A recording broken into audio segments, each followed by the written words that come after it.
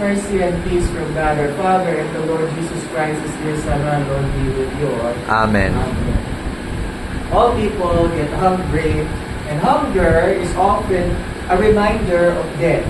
Not only death, but life being used to sustain life. Everything we eat is dead or has been killed for us to live. Meaning that the concept of sacrifice or life being the need for life to continue has always been there.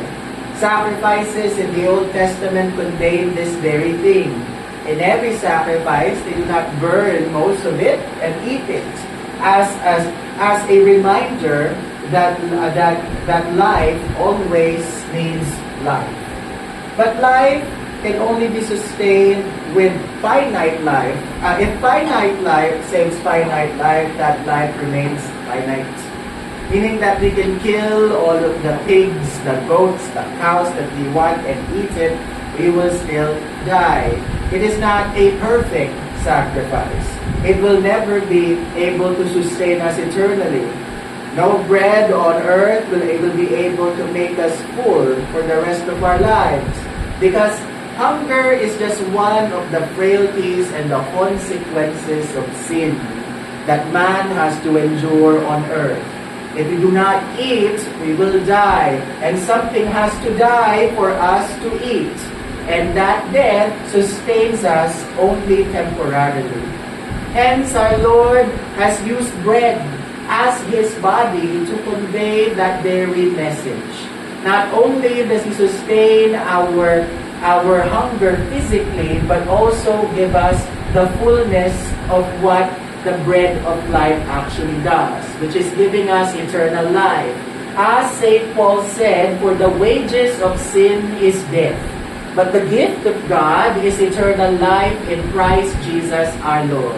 And that eternal life is readily received by us, not only spiritually, because God did not just save our spirits. God has saved us as a whole. And that is what we say in the praise. We believe in the resurrection of the body and the life everlasting. God saved you, the whole of you. God will not just save your soul to wander in heaven without a body. The body that is buried will be the same body that will rise up again, because God has knitted you from your mother's womb. And the very body that you have right now is a gift from God and is part of you now and for eternity, for He has saved us wholly. He does not save us partially. And this is what our hunger should remind us of. We not only hunger for the food of this world, but we must hunger for the food that will sustain us eternally. The people who were listening to Christ in the feeding of the 5,000 did not understand this. They followed Christ because He thought He would be king, that He would be there to give them what they need, which was food, physical food. But they stopped there, because none of those 4,000 people were ready to fight for Christ when He was there on the cross. Many of them were also there saying that He should be killed. Many of them said that they would rather choose Barabbas. That is assumed, of course. But the thing about salvation is that we often try to separate what is spiritual and what is physical. Many New Age beliefs have infiltrated the church for people and even Christians to say that I am not religious, I am spiritual. What does that mean for a Christian? For a Christian, spirituality is incomplete, because our relationship with Christ remains physical and spiritual, and this is where the sacraments always come. When our Lord instituted the sacrament of the altar and the sacrament of holy baptism, He was telling us that He will meet us physically in every time that we gather in His name. So He saves us as a whole. He saves us within time. And He saves us not in a vague,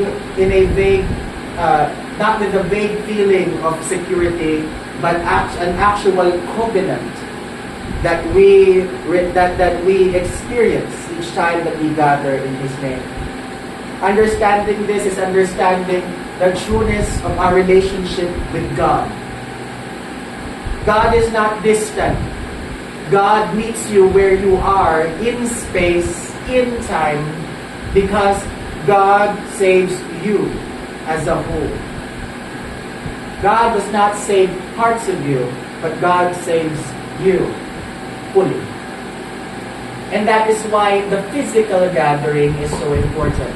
Many people say that we can meet with God anywhere because God is everywhere. Truly, that is true. God only promises to meet with us in a local place through His Word and His sacrament and in the gathering of the saints. This means that God actually comes to you. God is there, truly, in the truest sense. God will not lie to us when Christ said that I will be with you always. When He said, I will be with you always, He means that in every single way. So when we see the Eucharist lifted up and the pastor saying, behold, the Lamb of God, which taketh away the sin of the world, there we see Christ. Here, not spiritually, not theoretically, but actually here. We know where He is. We know He's there. We don't have this vague feeling of, oh, I feel that God is here because I have goosebumps. I feel that God is here because I feel safe. No, you know that God is here because His Word said that He would be there, right there. And only within Christianity can we experience the trueness of that presence. Not with enthusiasm. We don't try to trap Him with us, as the Romans do, where they would trap Jesus in a box. We do as He instructs. We eat and we drink. And as Christ becomes, and as we have that union with Christ, in the reception of the sacraments, we have the wholeness of that communion with Him. Not just a spiritual thing, but also a physical thing. Christ enters our bodies with the true sense. He sustains us physically through the bread and wine, and spiritually through His body and blood that is in, with, and under the bread and wine. Only then can we understand what it means that Christ is with us. When we say, the Lord be with you, He is truly with you. And when we say that we hear the Word of God, we say, glory be to Thee, O Lord, because in each and every word that is stated in the Gospel reading, that is truly Christ speaking to you. Not with visions, not with ecstasy, and not with any other kind of nonsense that forms within the human heart, because we have the confidence of the trueness of the presence of Christ, because it is from outside of us. And that is our confidence. It's not from within. We know that Christ comes to us from the outside, as He has throughout the ages.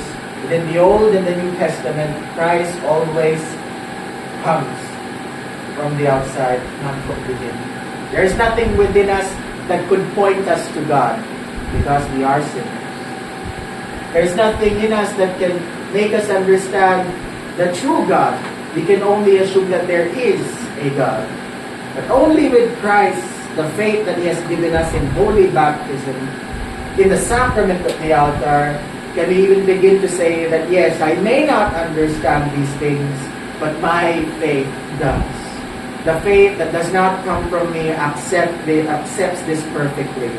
You need not need to be anxious. You can only trust that the faith that was given to us will always be perfect. No matter how little it can move mountains, as the Lord has said. That is what it means to trust. Not in yourself, but in God that surpasses all understanding. And may the peace of God which passes all understanding keep your hearts and your minds in Christ Jesus our Lord. Amen.